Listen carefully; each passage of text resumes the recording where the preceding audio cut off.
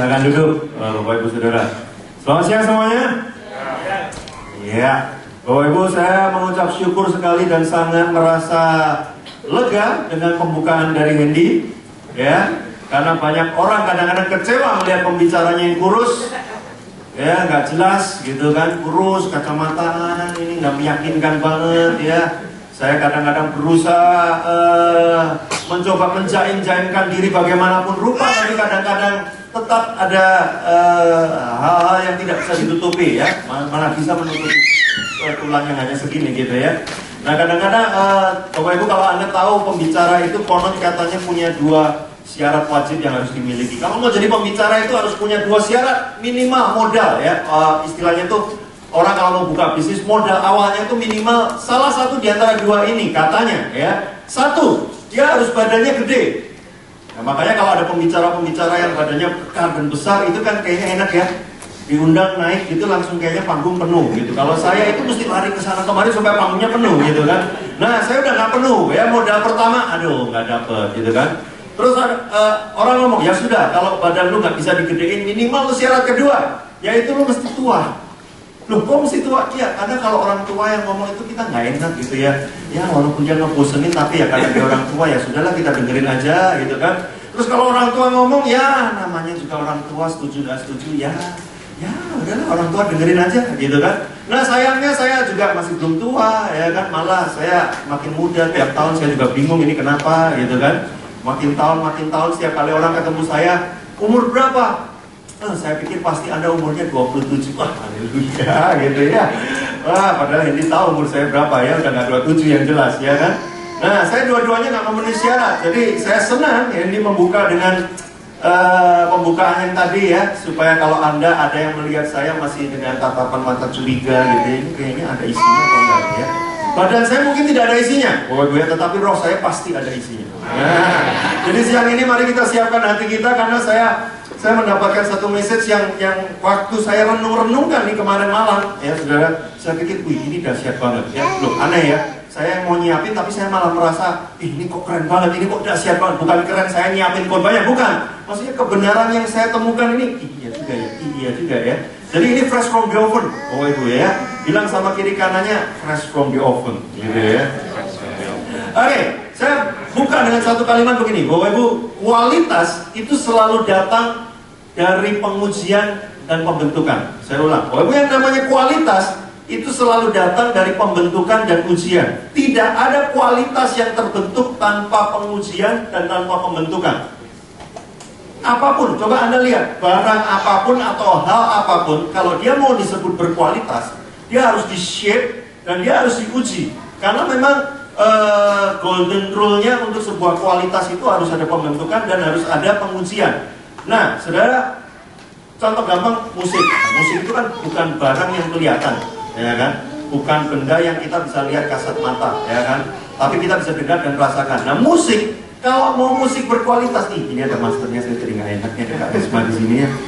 Ada Venice juga ya, aduh ini jago-jago ini, nyentuh keyboard orang bisa tumbang.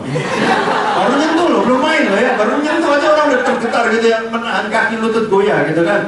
Apalagi kalau udah main, untung Kak Risma nggak main loh siang ini ya. Nanti saya suruh main altar call aja biar saya diam semua tumbang gitu ya. Nah, saudara, musik itu kalau mau berkualitas, ya saya minta permisi dulu ya Kak Risma ya. Coba tanya, waktu latihan itu kan mesti di-shape, ya kan? Kita tambahin ini aja. Jangan-jangan kita potong intronya jangan begini. Oh, drumnya begini, itu di-shape. Makin ada shaping yang konsisten terus-menerus, itu biasanya kualitasnya makin bagus. Yang aneh kalau Anda di-shape sama Tuhan tapi nggak berkualitas. Berarti yang salah bukan yang nge-shape. Yang salah bahannya jelek banget ini, jangan-jangan. Gitu ya, aduh ini diapa-apain udah nggak bisa, ini melawan terus dan sebagainya. Nah, makanya saya dari musik saja kadang-kadang kita bisa lihat, makanan juga begitu, ya kan? Kita habis masak, jreng. Kok kayaknya kurang menarik ya. Kita shape, kita tambahin deh, kasih timun bentuk kelinci, ya kan? Kita kasih tomat bentuk apa? Kayaknya masih kurang lagi. Kok kita semprot minyak wangi biar harum, gitu kan? Misalkan, ya kita shape berbagai rupa supaya apa? Kualitasnya naik terus. Nah, makanya tidak ada kualitas tanpa shaping, tanpa pembentukan. Makanya saya paling bingung dengan orang yang pengen tanda kutip hebat hidupnya gitu, yang pengen berkualitas, yang pengen jadi seseorang something, tapi tidak pernah mau melewati proses shaping. Itu membingungkan buat saya. Karena tidak pernah ada jalan pintas untuk menuju kualitas tanpa di-shape dan tanpa diuji. Tapi banyak orang menginginkan begitu. Saya pernah suatu hari ini, pengalaman saya, suatu hari Bapak Ibu, waktu saya dulu masih memimpin satu pelayanan praise and worship gitu ya.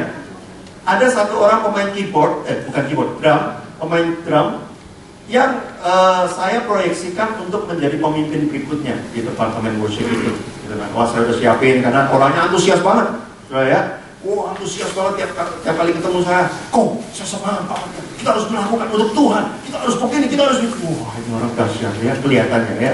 Wah, saya proyeksikan dia bisa jadi pemimpin ini. Ya sudah, saya ngomong sama pemimpinnya ya. Nanti next generation dia yang akan jadi pemimpinnya.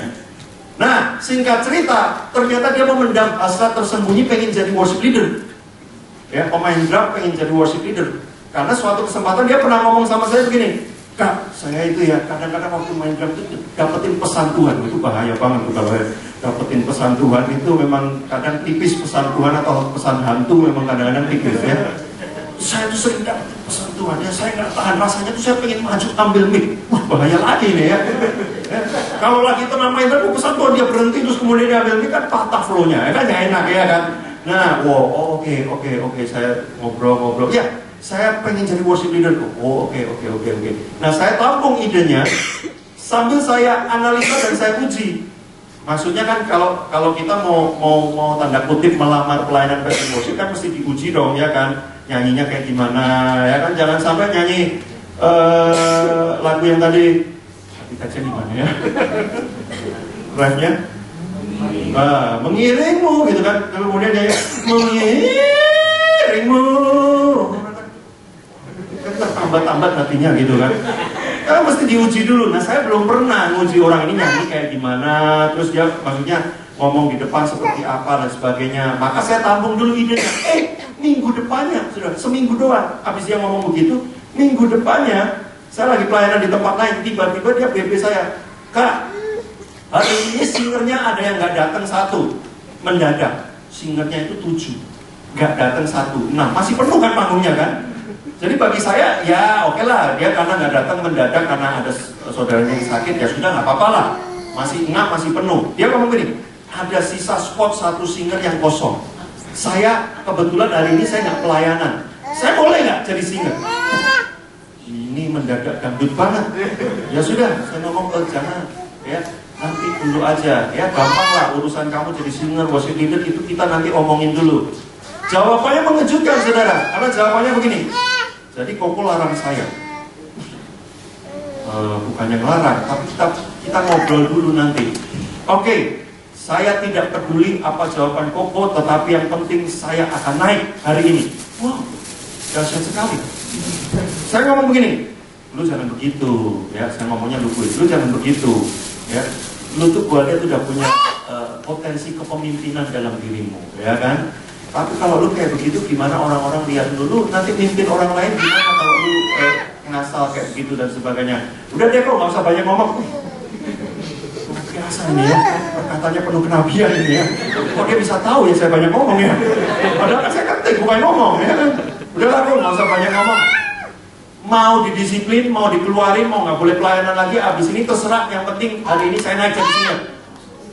Wah, ini ngalahin Tuhan Yesus bener ini ya. Saya langsung kemudian detik itu saya memutuskan untuk berhenti mencalonkan dia menjadi, bukan capres, berhenti mencalonkan dia menjadi pemimpin berikutnya. Dan kemudian hari itu juga saya telepon gembalanya, saya ngomong batal deh yang satu ini. Saya punya 3 kandidat, yang satu ini batal deh, ini nggak usah. Karena ternyata secara kualitas dia belum waktunya untuk memimpin. Saudara, aneh sekali, orang pengen nyampein message Tuhan di panggung, tapi tidak mau mengikuti proses shaping bagaimana supaya Anda bisa qualified untuk nyampein pesan Tuhan. Banyak orang kayak begitu, pengen menjadi manajer, tapi nggak pernah mau melewati proses shaping jadi manajer. Saya tuh bingung dengan anak-anak muda sekarang. Kenapa? Karena anak muda sekarang itu mungkin semuanya serba instan, begitu cepatnya apa-apa ada, jadi pengennya itu begitu masuk langsung jadi direktur dong. Ya memang ada yang begitu sih, soalnya bapaknya yang punya perusahaan. Dia masuk langsung jadi direktur. Tapi amati, saudara, amati. Saya tahu banyak orang begini. Amati. Anak orang kaya atau anak pemilik perusahaan yang tidak pernah di-shape oleh orang tuanya dan langsung di-provide segala sesuatu, tidak akan berkualitas. Kaya nggak? Kaya, orang dari sononya udah kaya, orang tuanya udah kaya, lulusan luar negeri dan sebagainya. Kaya nggak? Kaya. Tapi kalau ukuran sukses ada kaya, ya sudah, kita nggak usah ngomong apa-apa. Karena itu, ya kita kan nggak bisa pilih lahir di keluarga mana, bener nggak? Kalau lahir di keluarga konglomerat, ya sukses lu dari lahir, enak banget. Tapi kalau bicara kualitas, coba lihat. Saya pernah nanganin satu anak binaan, anaknya CEO yang masuk top 10 majalah SWA. 1-10 CEO terbaik di Indonesia, anaknya. Saya pernah ngebina, dan hari ini sudah tidak saya bina lagi karena sudah binasa. Bukan binasa gimana, dia nggak tahan dengan pembinaan dengan saya, karena Anda lihat kalau saya ngomong kan kadang-kadang luncur sana, luncur sini, gitu kan. Saya pernah ngomong di depan dia langsung, pernah dengar nggak ayat Alkitab? Dia langsung gitu. Yang bunyinya percuma melemparkan apa itu mutiara atau apa itu kepada babi, karena dia akan injek-injek, karena babi nggak suka mutiara, babi sukanya lumpur. Lu mandiin itu babi, jangan nyemplung lagi ke lumpur. Pernah dengar ayat kayak begitu? Belum. Pantesan. Ya, saya ngomong begitu kenapa, saudara? Karena dia orangnya banyak duit, dia sangat kaya, maka dia modelnya begini. Saya ingin pelayanan. Gimana ya caranya supaya saya bisa pelayanan? Saya ajak semua pemimpin-pemimpin makan, saya traktirin semua, saya bayarin dia ini, saya beliin ini, itu, ini. Dia mencoba membeli pelayanan dengan uang. Beberapa kali saya ditraktirin di tempat makan mahal terus. Lama-lama saya bisa ngebaca. Ini ngapain ya ngajakin saya makan nggak jelas di tempat mahal terus, dan kata-katanya itu selalu gua pengen gini dong, gua pengen gitu dong, gua pengen ini. Maka kemudian saya menghentikan, udah mulai hari ini jangan traktir saya lagi. Walaupun saudara kalau pengen traktir saya boleh loh ya. Tapi khusus yang ini saya bilang nggak usah traktir saya lagi, saya bayar sendiri. Walaupun kalau diajak dia makan kita mikir, aduh bayarnya gimana ini ya. Tapi kita nggak apa-apa, kita bayar sendiri. Kenapa? Karena kita melihat dia mencoba membeli segala sesuatu dengan uang. Dia dulu pernah menjadi pemimpin Komsel. Saudara tahu nggak apa yang dia lakukan? Tiap minggu Komselnya makan-makan, dia yang traktir. Dan tiap minggu dia bisa keluar 1 juta, 1,5 juta untuk traktirin satu Komsel isinya 15 orang, dibayarin makan terus. Tapi nggak pernah ada bahas firman, nggak pernah ada doa, nggak pernah ini. Terus bayarin makan terus. Supaya apa? Supaya dia tetap memelihara Komselnya itu penuh terus. Lihat. Orang yang nggak pernah di-shaping, tapi di-provide terus, jadinya disaster. Nggak ada kualitas di dalamnya. Makanya hari ini temanya life exercise. Kenapa? Karena latihan kehidupan itu bicara tentang shape hidup kita. Kalau kita nggak pernah mau di-shape hidup kita, nggak akan muncul kualitas. Saudara, Anda itu pribadi yang berkualitas, amin? Tapi masih berupa potensi. Supaya potensi itu muncul menjadi kompetensi, menjadi sesuatu yang nyata, maka harus ada shaping dan ujian.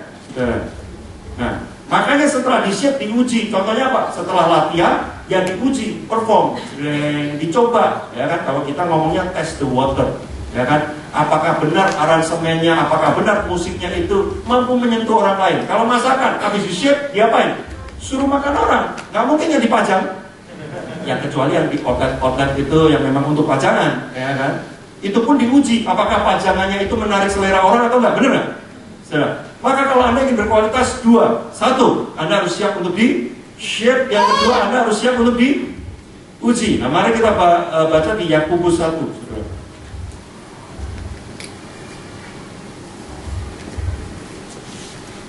Yakobus 1, ayatnya mulai yang ke-2.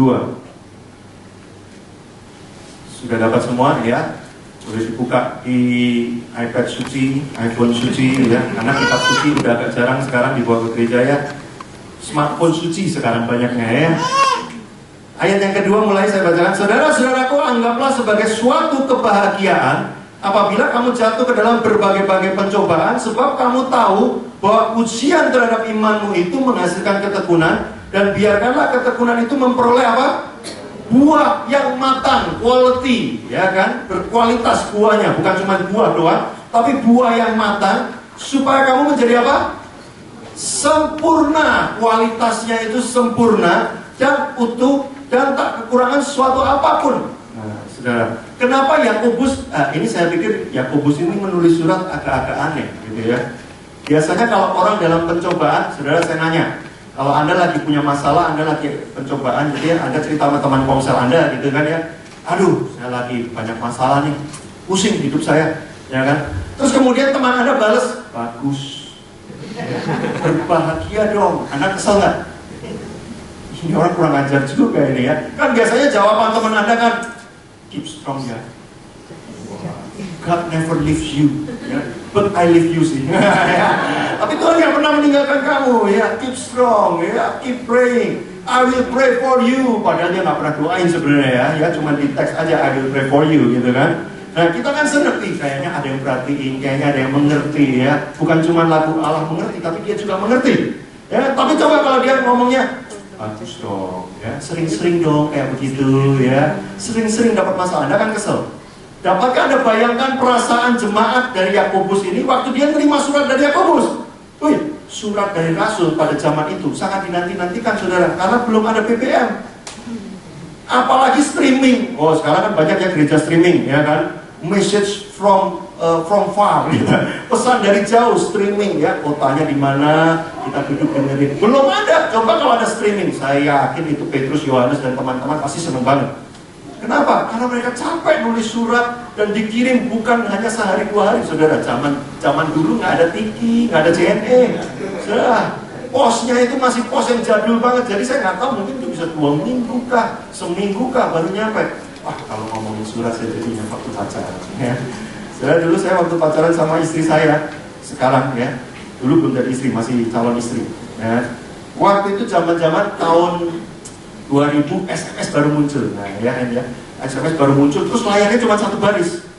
Ya jadi Anda kalau mau ngetik 160 karakter, itu mesti bacanya di kiri, nggak bisa begini, belum ada kiri. Oh, lupa yang tadi kanan, karena cuma 1 baris. Ya, baru muncul tahun 2000 SMS itu kayaknya magic banget waktu zaman itu. Karena kenapa? Sebelumnya kirim pesan pakai pager, ya kan, lagi jalan tiba-tiba gitu kan, di sininya, ya kan. Nah, jadi surat dari calon istri saya waktu itu dan surat saya kepada dia, ya, sangat dinanti-nantikan. Saya kalau nulis itu dengan segenap hati, perasaan, gitu, buru-buru ke kantor pos. Zaman itu perangko masih ada. Ya, sekarang Anda masih tahu perangko nggak? Ya? Ada yang perangko elektronik sekarang, ya, perangko, ya kan, tempelin. Masih ingat box yang warna orange? Saya nggak tahu di Jakarta masih ada nggak ya? Jangan-jangan udah dimusnahkan itu ya. Wah, saya buru-buru naik motor, kita ngeposin, cepet sampai, ya kan? 4 hari 5 hari kemudian kalau ada surat nyelip ke pintu kamar kos saya, ya, kalau warnanya pink seru banget ya. Kalau warnanya putih terus kemudian ternyata bukan dari calon istri saya gitu ya, surat pemberitahuan, langsung buang.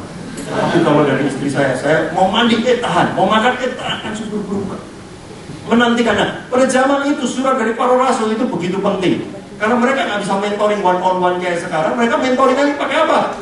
Pakai surat. Jadi wah, ini surat dari rasul.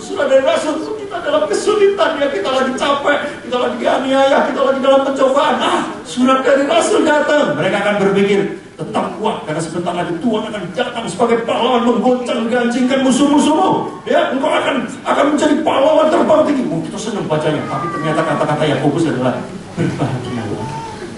Kalau kamu lagi dalam berbagai-bagai pencobaan, saya pikir mungkin mereka akan hang sesaat waktu bacanya.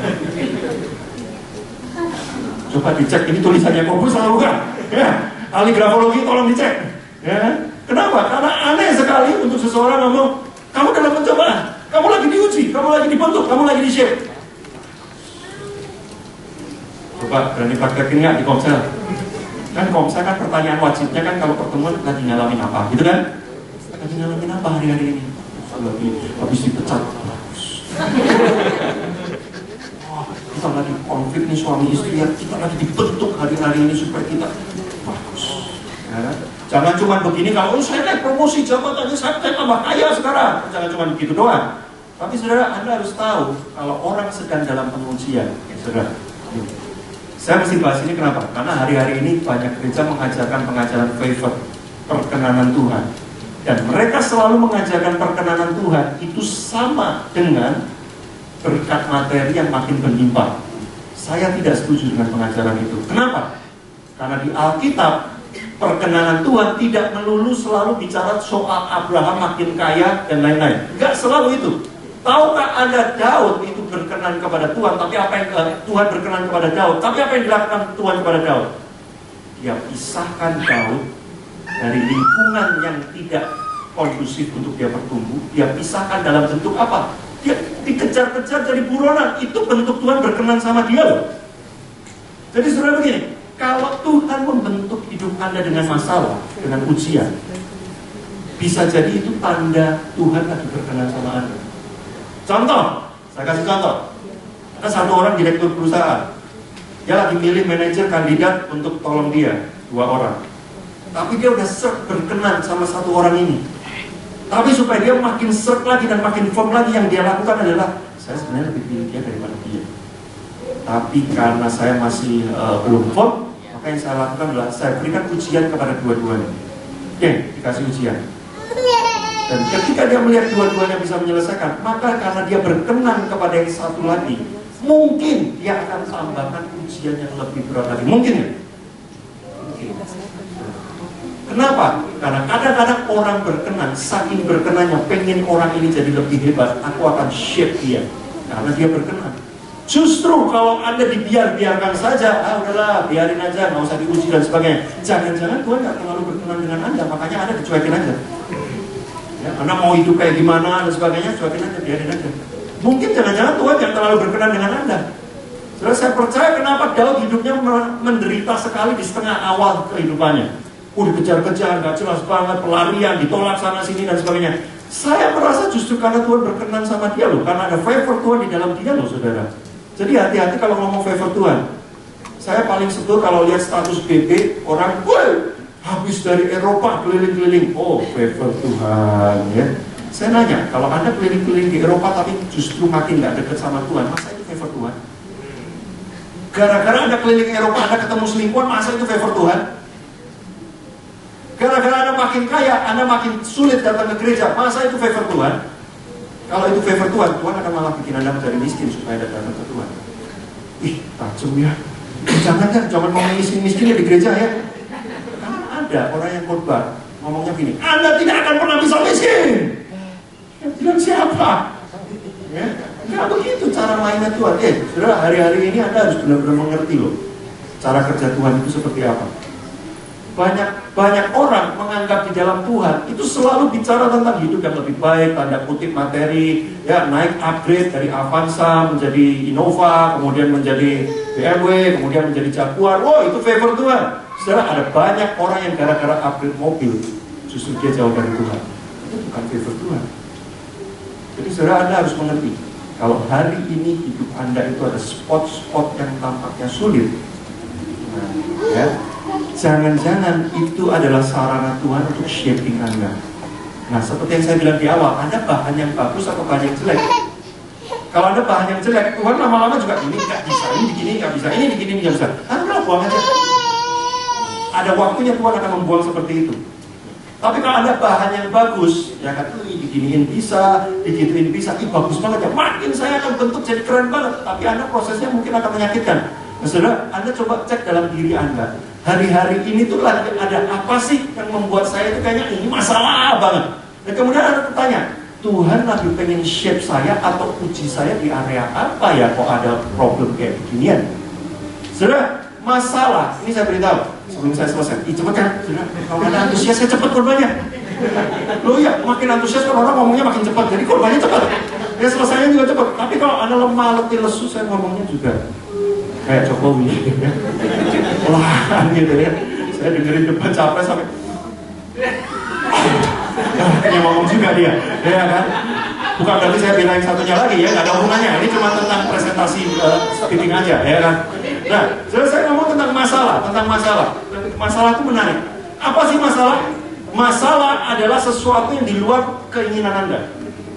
Ya, saya pengen khotbah ini cepat selesai. Ternyata saya khotbahnya lama banget. Jadi masalah kan? Anda menganggap saya masalah kan? Nah, Anda lapar, Anda keluar pengen cepet makan, ternyata yang bukan makanan tutup semua. Oh yang bukan makanan tutup, yang jual makanan tutup semua. Katanya buka, tapi tutup, wah nggak konsisten. Ya, yang jual makanan tutup semua, masalah nggak? Masalah, karena tidak sesuai dengan apa yang Anda inginkan. Tapi yang menarik adalah begini, apakah benar karena dia nggak jualan itu adalah masalah? Belum tentu. Ini udah mulai agak rumit karena terakhir-terakhir ya. Tolong siapkan energi, fokus, dan otak Anda agak diaktifkan sedikit gitu ya. Karena ini mungkin agak jelimet gitu ya. Saya jelaskan begini. Simple, hujan turun. Terus kayak kemarin sore ya, kan hujan terus. Menurut Anda hujan turun itu masalah atau enggak? Masalah atau enggak? Hujan turun itu masalah atau enggak? Kalau Anda lagi di tengah perjalanan, kalau Anda adalah pengantin yang lagi mau kondangan ya, melangsungkan pernikahan Anda pada malam hari itu, dan Anda masih di jalan gara-gara hujan itu dan macet dan sebagainya, padahal kurang 15 menit lagi Anda langsung harus tapi Anda masih di tengah jalan dan semuanya nggak berhenti, nggak jalan gara-gara hujan, maka itu jadi masalah karena tidak sesuai keinginan Anda. Tapi buat saya yang lagi kepanasan di apartemen, kenapa ini panas banget Jakarta? Ya, hujan turun, saya ngomong kalau bisa 10 jam ke depan hujan terus saja, tidak menjadi masalah. Jadi pertanyaannya, hujan turun itu masalah atau enggak? Sebenarnya hujan turun itu adalah netral, betul? Yang membuat itu menjadi masalah karena positioning kita berada di sisi itu adalah masalah. Sementara ada orang lain yang positioningnya melihat nggak masalah, nggak apa-apa, biarin aja hujan turun. Kenapa nggak masuk jalan? Makanya saya nge-tweet seminggu 2 minggu yang lalu, saya ngomong gini, apapun yang terjadi di dunia ini semuanya netral. Bos Anda ngomelin Anda, wah itu netral. Wah yang bener Pak netral. Oh iya, netral. Kalau Anda melihat itu sebagai masalah, positioning Anda berada untuk masalah, maka jadilah dia masalah. Tapi kalau positioning Anda melihat itu sebagai wow, ini kayaknya lagi mau coba bentuk saya, maka itu menjadi alat pembentuk. Makanya ada kalimat bagus banget. Masalah ya, itu seperti batu pengasah. Apakah hidup Anda akan hancur atau hidup Anda makin tajam? Tergantung hidup Anda terbuat dari apa. Kalau hidup Anda terbuat dari kardus, ketemu batu pengasah, hancurlah hidup Anda. Tapi kalau hidup Anda terbuat dari besi, ketemu batu pengasah, apa yang terjadi?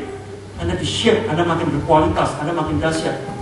Maka pertanyaannya siang hari ini adalah bukan masalahnya yang kita perlu permasalahkan. Oh ya, makin rumit ini ya. Bukan masalahnya yang kita perlu, kenapa sih kok dia begini? Kenapa kok muncul ini? Kenapa? Bukan. Tapi yang perlu kita permasalahkan adalah di posisi mana saya hari ini. Makanya ada orang yang hidupnya miserable banget. Kenapa? Karena dia always memposisikan dirinya penuh dengan masalah. Pernah lihat orang model begini? Apapun bisa jadi masalah sama dia. Ini kenapa sih kok cepet banget? Ini kenapa sih AC-nya kok agak dingin tapi juga nggak terlalu dingin? Ini kenapa sih ini kursi-kursi kok warnanya coklat kok nggak pink? Ini kenapa? Semuanya jadi masalah. Makanya hidupnya miserable banget. Kenapa? Positioningnya dia udah salah, saudara. Maka terakhir bilangan 13. Yes, terakhir. Ya. Kita seneng loh terakhir. Asik, saya tambah lagi berarti. Ya, karena kayaknya kurang suka cita kalau terakhir. Kayaknya masih ingin lebih banyak lagi ya. Karena sebelah itu baru nyanyi ya kan. Bilangan 13. Bilangan 13 ini menarik sekali. Sudah. Bilangan 13, ke-12 pengintai. Nah, mari kita baca di ayatnya yang ke 31.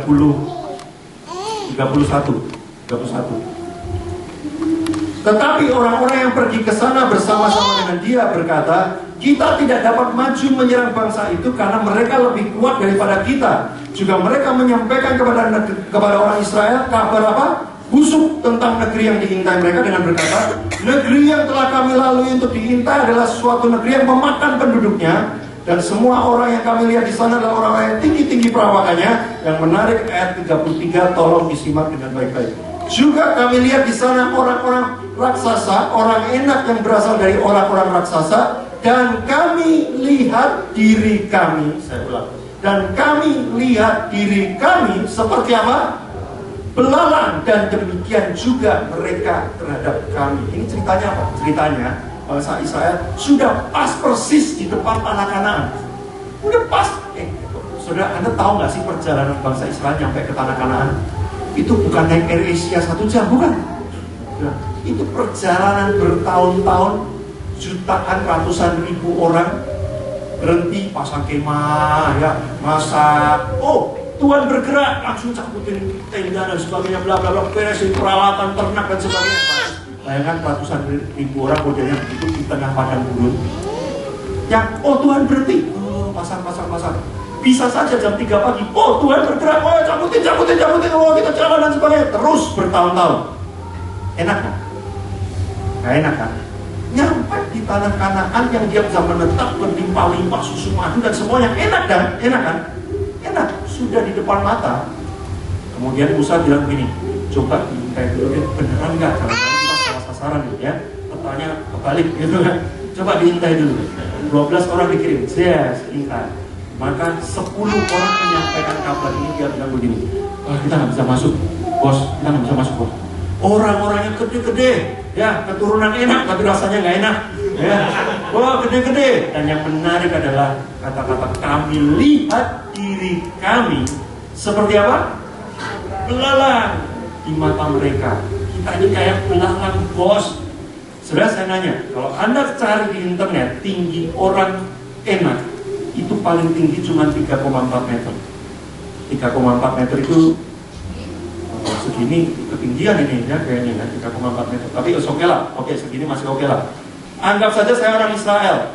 Ya orang Israel itu ya nggak pendek-pendek amat lah ya. Saya melihat orang enak, palingan begini.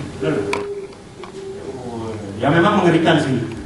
Cuma tidak semengerikan kalau Anda belalang. Belalang itu seberapa? Segini. Bayangkan belalang melihat ke plafon. Bukan begini, tapi jangan begini. Menangkap saudara, apa yang terjadi? Yang terjadi adalah mereka orang Israel ini memposisikan diri seperti belalang. Ingat bangsa Israel, orang enak seperti raksasa yang begitu tinggi. Sehingga yang terjadi adalah apa? Mereka semua kehilangan semangat juang. Mari kita semuanya berdiri saudara siang hari ini.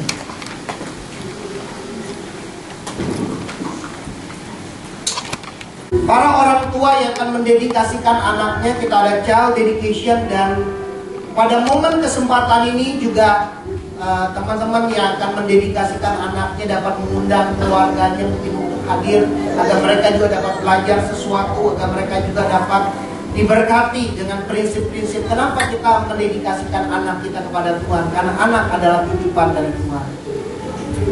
Dan juga buat para orang tua, ibu-ibu juga baby dan nursery room sudah bisa digunakan. Dan juga hal yang penting saudara, tanggal berapa Wan? Agustus ini?